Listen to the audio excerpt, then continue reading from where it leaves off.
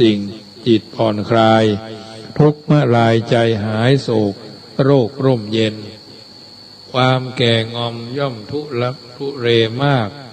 ดังคนบอดข้ามฟากดังคลองหาวิธีไต่ไผ่ลำคลานคล้ำมากิริยาแสนทุรักทุเรมากอันนี้เกี่ยวกับการการมีน้ำใจอย่างพูดว่านั้นน้ำเพชรที่ว่าใสๆยังสู้น้ำใจที่บริสุทธิ์บ่ได้นะสัตว์ทั้งหลายย่อมบาดหวั่นต่ออาชญาย่อมกลัวต่อความตายภัยก็ฮักชีวิต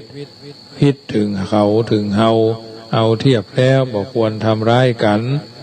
บุคคลผู้ที่ประทุษร้ายต่อผู้ประพฤติทุษร้ายเช่นกล่าวใส่ความบริสุทธิ์หาความผิดบ่ได้ใส่ให้เสียหายผู้นั้นจะได้ประสบวิบัติทันตา10 ประการอย่างใดอย่างหนึ่งคือได้รับทุกขเวทนาอย่างแรงกล้าเช่นเป็นโรคปวดหัวอย่างรุนแรงคนที่ชอบใส่ร้ายป้ายสีบะมีแปลงใส่บะใหญ่แปลงเอาไทยเทศาสตร์เทเสียเหล่าหน้าจ๋าขวัญต่อผู้มีพระคุณ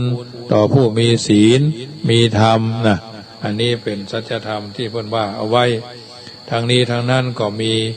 บัณฑิตชนคนผู้รู้ท่านจึงกล่าวเอาไว้เหมือนกันในการดำเนินชีวิตของเฮาแต่ละคนแต่ละท่านว่าการดำเนินชีวิตของเฮานั้นบางเตื้อบางครั้งบางโอกาสเฮานี่บ่เข้าใจเปิ่นว่ามาก็ว่ากันต่อไปนะมีความเสื่อมเสียสินทรัพย์ที่มีอยู่ถูกทำร้ายร่างกายให้ได้รับความเจ็บปวดทุกข์ทรมานเจ็บนักเช่นเป็นอัมพาตถึงความเสียสติเช่นเป็นบ้าวิกลจริตถูกกฎหมายลงโทษจองจำครอบครัวแตกสลายขาดนะไล่ออกลดตำแหน่งชีวิตในครอบครัวระสำระสายละหองละแหงแยกทางกันลูกบ่เชื่อฟังพ่อแม่ลูกบัดอยู่ถ้อยฟังกรรมว่าอยากสอนอยากเพราะว่าวิบากกรรมมันเป็นเศษกรรมมักจะถูกกล่าวหาอย่างร้ายแรงไร้ญาติพี่น้องนะมีความน่าชื่นแต่อกตรมนะโภคทรัพย์เลือกสวนไร่นาได้รับก็ชิบหายเมื่อยังบาดตายไฟก็ไหม้บ้านเปิดห้องว่าหิขึ้นศอกลงวาตายย่อมตกมรณะไฟมรณะหุบเผาผ่านซ้ำซากนะเพราะฉะนั้นผู้ใดทำความฮักในคนพาลบ่ทำความฮักในบัณฑิตอันนี้เป็นเรื่องที่เฮาท่านทั้งหลายจำเป็นจะต้องไตร่ตรองพินิจพิเคราะห์เพิ่นบอกว่าโลกนี้แจ่มใสสำหรับคนใจกว้างโลกนี้เวิ้งว่างสำหรับคนใจดำชีวิตที่ยุ่งยากเพราะมีความอยากมากเกินไป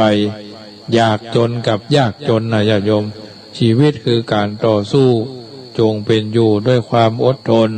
คนที่หวังพึ่งโชคชะตาเป็นคนปัญญาอ่อนเป็นคนที่ท้อถอยเบื่อหน่ายเป็นคนตายก่อนหมดอายุ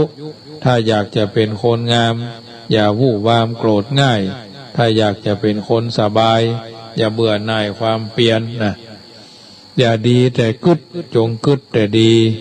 อย่าดีแต่อู้จงอู้แต่ดีอย่าดีแต่ทำจงทำแต่ดีอย่าหันแก่ตัวจงหันตัวแก่นะรักษาตัวกลัวกรรมอย่าทำชั่วจะมองมัวหม่นไหมในเมืองผีจงเลือกทำแต่กรรมที่ดีจะได้มีความสุข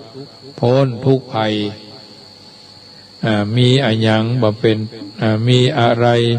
มีไม่เป็นก็เป็นทุกข์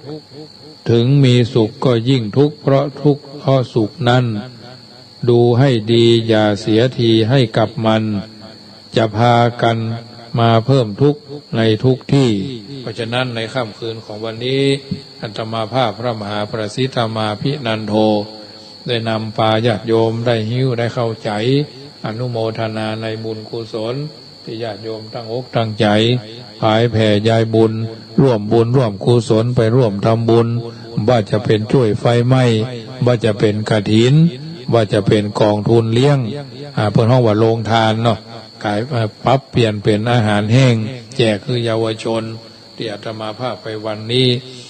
น้ำเพชรที่ว่าใสๆอย่างสู้น้ำใจที่บริสุทธิ์บ่ได้บุญกินบุญทานในค่ำคืนนี้หรือวันนี้และแต่ว่าอาตมาภาพเอาบุญกุศลที่ได้กระทำบำเพ็ญเพื่อเป็นไปในวันนี้จุงกับกายเป็นตบะเดชะเป็นภราวะปัจจัยเป็นอุปนิสัยนำส่งเมื่อญาติโยมตั้งอกตั้งใจฮับปอนเนอะที่ได้ร่วมทำบุญกันไปแต่ละที่แต่ละต่างวัดแม่วะวัดแม่ลาคีตำบลแม่วะหลวงอำเภอท่าสองยางวัดมงคลคีรีเขตวัดสะอาดขุนชรร่วมเป็นโฮงทานเลี้ยงเยาวชนตั้งบุญเตาตั้งใจเนอะยะถาวาริวหาปูราปริปูเรนติสาคลังเอวะเมวะอิโตตินังเปตานังอุปกปติอิจิตังปฏิตังตุมหังคิปะเมวะสมินจันตุสเปปูเรนตุสังกปายันโตปันนะระโสยถามณิโจติระโสยถาเอวังหุนตุดีและอาจจะในวันนี้ก็หากเป็นวันดีดิถีอันวิเศษเหตุว่าเป็นเดือนเกียงเหนือแฮม11 ค่ำเนาะแฮม11 ค่ำพ่อมาเป็นวันอาทิตย์ที่31 ตุลาพุทธศักราช2564เจ้าศรัทธาทั้งหลายอุปาสกะอุปาสิกาที่ได้เสียสละเป็นเจ้าภาพโฮงทานที่ไปเลี้ยงเป็นขนมนมเนยของแห้งของเกี้ยวของบริโภคให้แก่เยาวชนในบ้านแม่ลาคีตำบลแม่วะหลวงอำเภอท่าสองยางจังหวัดตากในการทอดกฐินนำโดยท่านมหาพิษณุจารุธรรมโมวัดมงคลคีรีเขตวัดคูบาซอยวัดผาพาอำเภอศพเมยตำบลผาพาอำเภอศพเมยจังหวัดแม่ฮ่องสอนไปทำบำเพ็ญกันแล้วปัจจัยท่านทั้งหลาย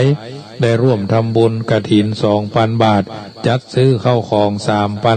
3,500 บาทเป็นค่าน้ำค่าไฟค่ารถค่าลางเดินทางไปร่วมทำบุญครั้งนี้จำนวน7,500 บาทบุญกินบุญทานที่ท่านทั้งหลายได้สละจะทุปัจจัยโดยแห่งทรัพย์อาตมาภาพเป็นแห่งกายนำเอาบุญเอากุศลมาผายแผ่มาเป็นปฏิพรเอาพรแก้วอันประเสริฐที่ท่านทั้งหลายบังเกิดสิริมงคลกับตัวกับตนได้อยู่ดีมีสุขก้ำจุนปูชาวระพระพุทธศาสนามีอายุมั่นยืนยาวมีความเจริญด้วยทรัพย์